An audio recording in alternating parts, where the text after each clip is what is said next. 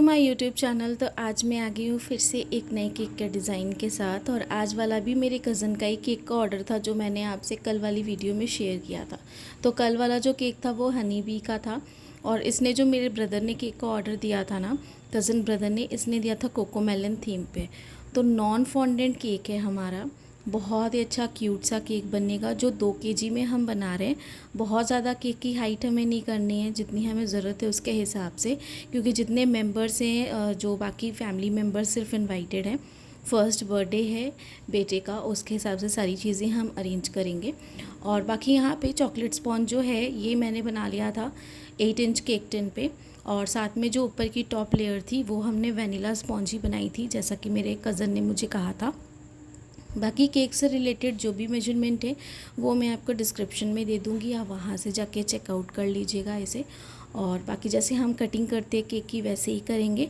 और यहाँ पे ना ये वाला सेम जो है मैंने गुडरेज का ही यूज़ किया है, प्रीमिक्स वाला। और ये अगर आप देख रहे हो ना बहुत ज़्यादा चिपचिपा, इसे मैंने मॉर्निंग में ही बनाया था, फ्रेश बेक किया था। जितना भी आप फ्रेश बेक करो ना, इसकी टॉप वाली जो सरफेस है ना वो बहुत चिपचिपी हो जाती है, बहुत ज़्यादा। ऐसे जितने भी मैंने बाकी प्रीमिक्सेस यूज़ किए हैं ना मार्केट वाले, उनमें ऐसी प्रॉब्लम्स नहीं होती है, बट ये बहुत ज़्यादा चिपचिप है। बट ओवरऑल रीज़नेबल रेट है प्रीमिक्स का, एंड क्वालिटी बहुत अच्छी है, टेस्ट वाइज भी और ऐसे टेक्सचर वाइज भी काफ़ी अच्छी है। तो इसलिए मैं इसे यूज़ कर रही हूँ अभी फ़िलहाल। लेकिन ये जो थोड़ा सा चिपचिपा वाला पोर्शन है ना, ये थोड़ा सा हमें अवॉइड करने की ज़रूरत है, ये थोड़ा सा डिसअपॉइंटिंग हो जाता है, बट कोई बात नहीं, उसे हम रिमूव कर देंगे।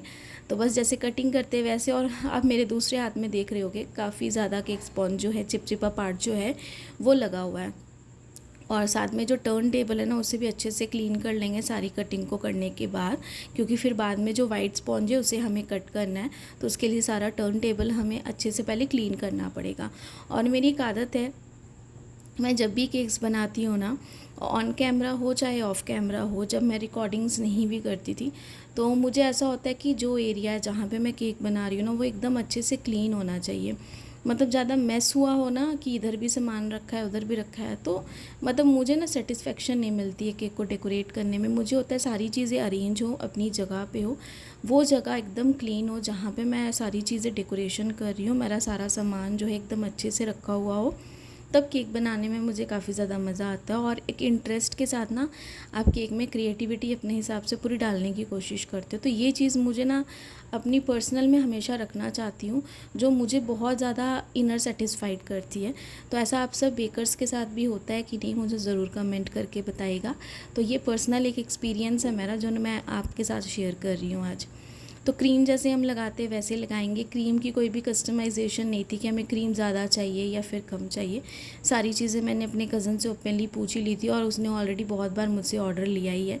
वो दिल्ली रहते हैं, लेकिन दिल्ली से यहाँ पर आए हुए थे वेस्ट बंगाल दुर्गा पूजा वेकेशंस के लिए, और अभी वर्क फ्रॉम होम चल रहा है तो इसीलिए अभी कुछ मंथ्स के लिए यहीं पे हैं। लेकिन बाकी उनके बर्थडे या उनकी वाइफ के बर्थडे या फिर उनकी इंगेजमेंट, सारे केक्स जो थे वो मैंने ही बनाए हैं।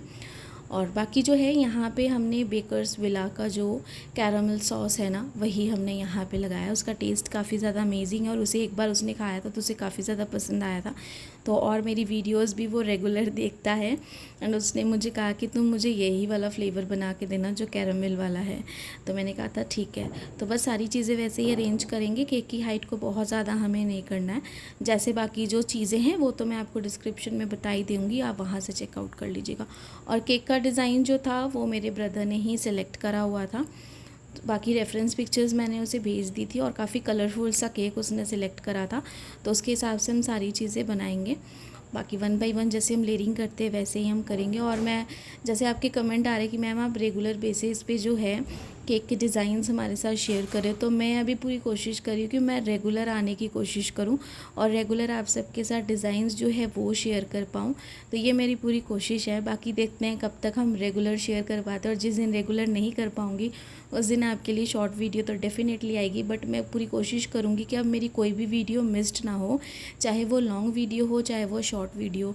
जिस दिन मैं लॉन्ग वीडियो जो है अगर वो शूट नहीं कर पाती हूँ, नहीं अपलोड कर पाती हूँ, तो एटलीस्ट मेरी एक शॉर्ट वीडियो ज़रूर आए ताकि आप सब देख सको। तो ये मेरी पूरी कोशिश है। और अभी मैं कुछ नई चीज़ें अपने बेकिंग आइटम्स में और ऐड करने की कोशिश कर रही हूँ, जो अपकमिंग आपको पता चलेगा। और लाइव सेशन का मैंने सोचा था, बट आप सब ने मना किया कि आप लाइव सेशन मत करो। लेकिन स्टिल अगर किसी को लगेगा, फील लाइक कि हमें लाइव सेशन चाहिए, कुछ डाउट्स हैं या फिर कुछ चीज़ें हैं जो मैं लाइव आके डेकोरेट करूँ, तो मुझे डेफ़िनेटली बताइएगा। तो जितनी जैसी रिक्वेस्ट होगी मैं पूरी कोशिश करूँगी। बाकी ऐसा नहीं है कि मैं अदर्स कुछ रेसिपीज़ आप सबके साथ शेयर करूँ जो 5 आवर्स और 4 आवर्स की रहे, तो वो काफ़ी ज़्यादा बोरिंग हो जाता है। हार्डली 40 मिनट्स 50 मिनट्स के जितना हो सके मैं लाइव आके आपको सारी चीज़ें दिखा पाऊँ, डेकोरेशन और जो कैरीज़ रहती हैं वो क्लियर कर पाऊँ। तो इतना कि हमारा जो लाइव सेशन का पार्ट है वो रहे। तो आइसिंग हमने कर ली यहाँ पे बातें करते करते।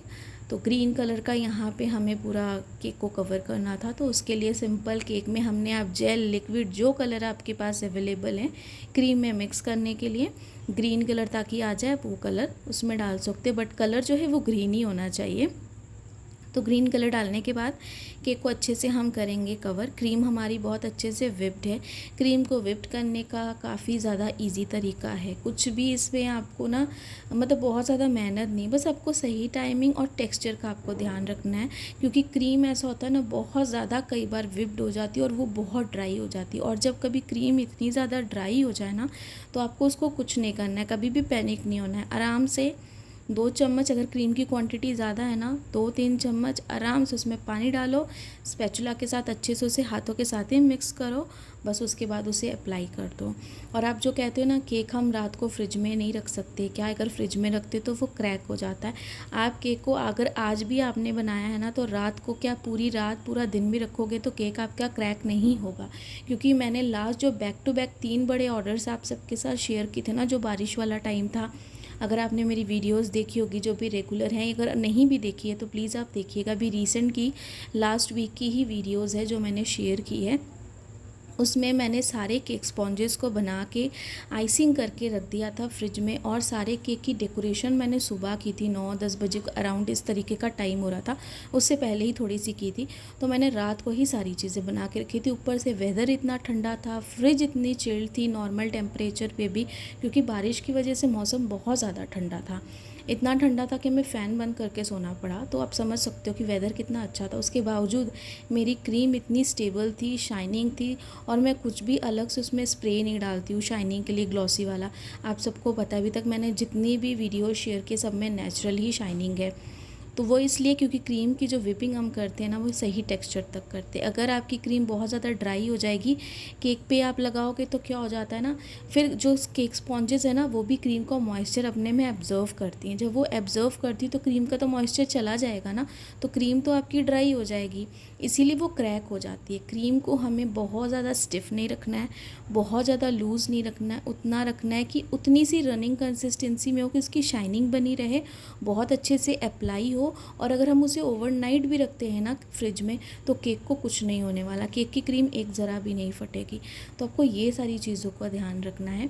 कभी भी आप केक बना रहे हो, कस्टमर को दे रहे हो, कोई भी एक छोटा सा केक बना लो, बेंटो केक ही बना लो या कुछ ऐसा बना लो, उस पर आप उस तरीके से क्रीम लगा के ना अच्छे से उसकी टेस्टिंग कर लो, रात भर रखो, तो आपको एक आइडिया मिल जाएगा। बड़े केक्स भी अगर आप लेते हो ना, तो उसमें आपको एक आइडिया मिल जाएगा, तो आपकी क्रीम जो है ना वो ख़राब नहीं होगी। इन केस अगर फिर भी होती है, तो आप एक क्रीम जो है अपने पास पहले से रखिए रिकवरी के लिए, ताकि क्रीम अगर कहीं से भी क्रैक हो तो पाइपिंग बैग में डाल के ना आगे से पाइपिंग बैग के सामने से छोटा सा एकदम आप कट कर लो, और उसके बाद पाइपिंग बैग से उस एरिए पे भी अच्छे से क्रीम अप्लाई करके हल्का सा स्क्रैपर के साथ उसे प्लेन कर लो, तो वो पार्ट आपका कवर हो जाएगा। अगर फिर भी ना हुआ तो हल्का सा थोड़ा सा पानी लगा के उसके बाद स्क्रैपर के साथ उसे क्लीन करना, तो काफ़ी अच्छे से वो पार्ट आपका हाइड हो जाएगा। तो ये एक सिंपल सी छोटी सी ट्रिक है जो आपके काफ़ी हेल्प आएगी। क्योंकि पानी अगर थोड़ा सा आप लगाते हो क्रीम पे, स्प्रे कर देते हो ना, हल्का जो स्प्रे बॉटल आती है उससे थोड़ा सा पानी अगर स्प्रे कर देते हो ना क्रीम पे, तो क्रीम आपकी थोड़ी सी नॉर्मल हो जाती है, बस ये चीज़ है। तो यहाँ पे केक की हमने पूरी आइसिंग कर ली, साइड वाली एजेस को भी अच्छे से स्क्रैपर के साथ हमने क्लीन कर लिया, टॉप वाली सरफेस को भी कर लिया। यहाँ पे हमारे पास जो टूथपिक है उसके साथ हम इस तरीके से ये डिज़ाइन बना रहे, ताकि यहाँ पे हम जो कोकोमेलिन वाले वो जो स्ट्राइप्स बनाते हैं ना फॉन्डेंट के साथ, वो बना पाए। लेकिन हमें फॉन्डेंट यूज़ नहीं करना है, तो उसके लिए हम यहाँ पे क्या करेंगे, क्रीम यूज़ करेंगे। तो क्रीम यूज़ करने के लिए मैं जो यूज़ कर रही हूँ नोज़ल, वो मैं बास्केट बनाते हैं ना, बास्केट वाली नोज़ल होती है, वो यूज़ कर रही हूँ। जब वो आप अभी वीडियो में आगे देखोगे तो आपको डेफिनेटली समझ में आ जाएगी।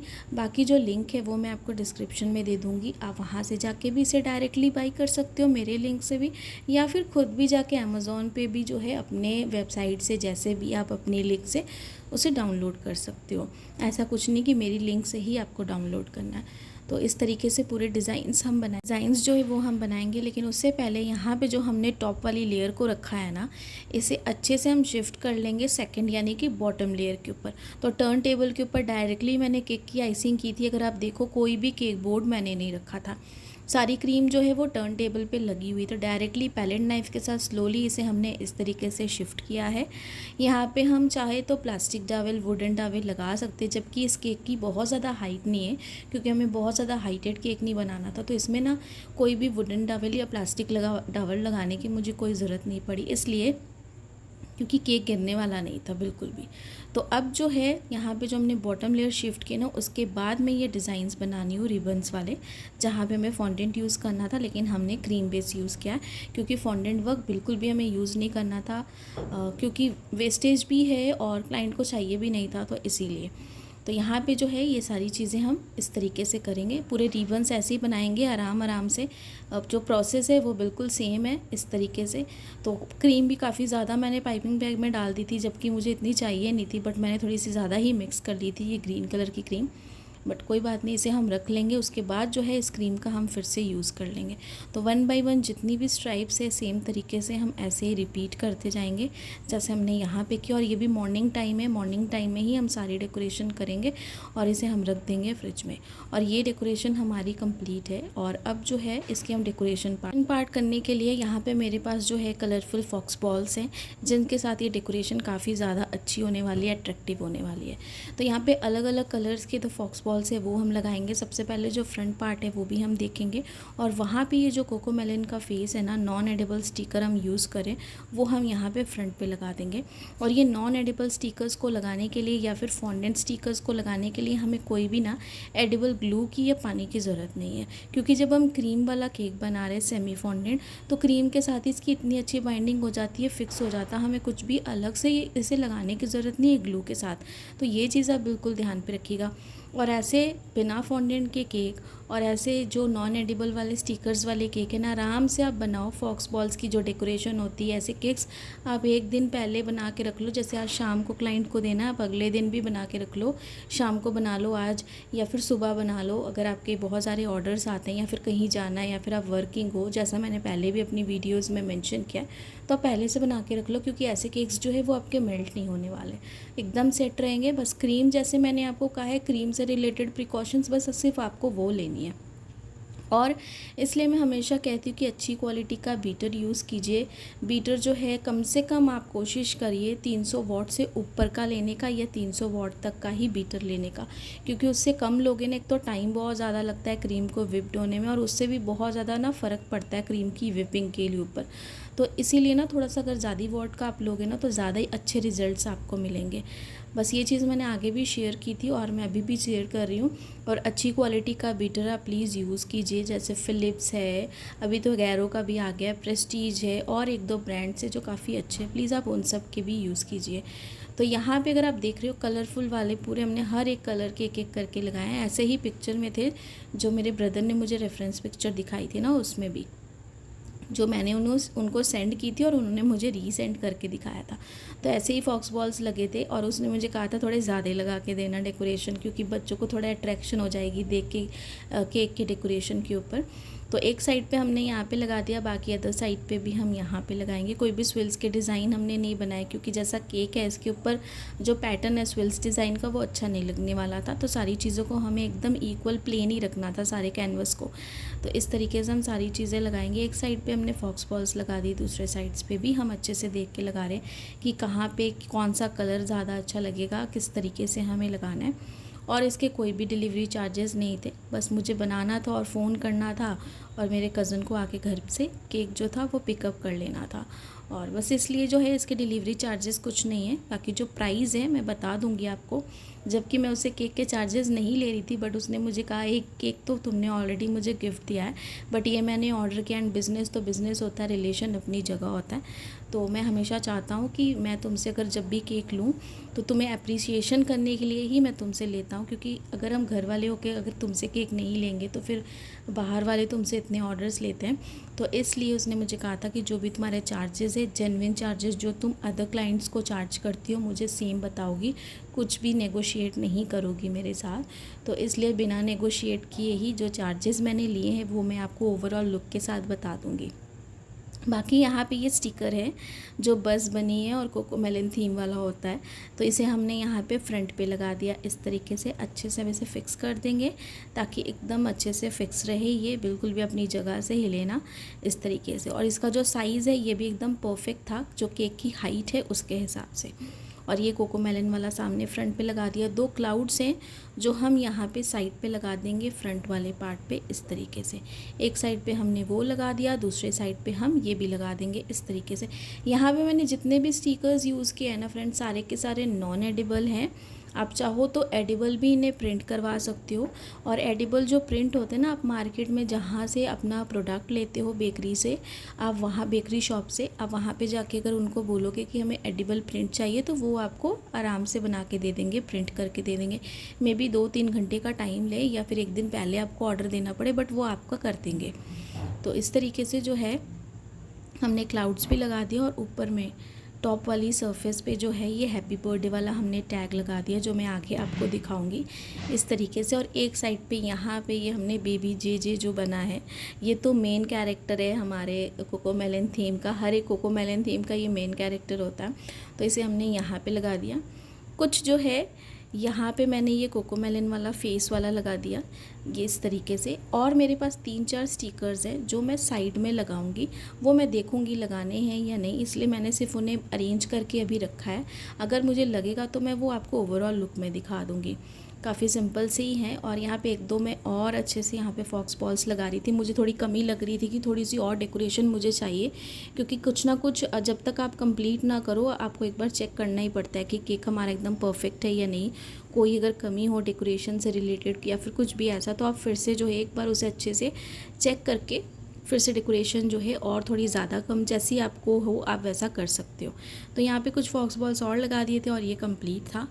तो यहाँ पे जो है इस केक की ये ओवरऑल लुक है, जहाँ पे अगर आप देख रहे हो साइड में मैंने अलग अलग ये जो हैं ये मैंने लगा दी हैं इस तरीके से, और ऊपर भी मैंने इस तरीके से लगाए हैं। और ये हमारे केक की पूरी ओवरऑल लुक है।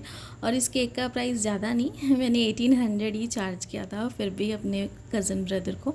बट आई होप कि आपको ये केक डिज़ाइन काफ़ी ज़्यादा पसंद आया होगा। इसे रिक्रिएट ज़रूर करिएगा। आप जितने भी न्यू बिगनर्स हैं आप सब ईज़िली इस केक को बना सकते हो, क्योंकि नॉन एडिबल स्टिकर है, सारी चीज़ें काफ़ी सिंपल है, ईजी है इस तरीके से।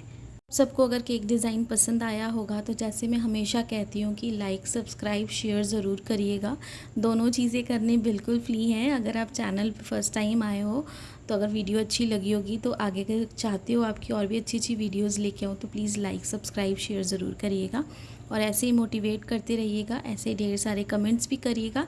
और जो भी आपके डाउट्स होते हैं जैसे आप पूछते हो हमेशा वैसे ही आप पूछो, जितनी कोशिश होगी वो भी क्लियर करने की कोशिश करूँगी। और ऐसे ही मुझे भी आगे ऑर्डर्स आते जाएँ ताकि आप सबके साथ शेयर करूँ। Thanks for watching.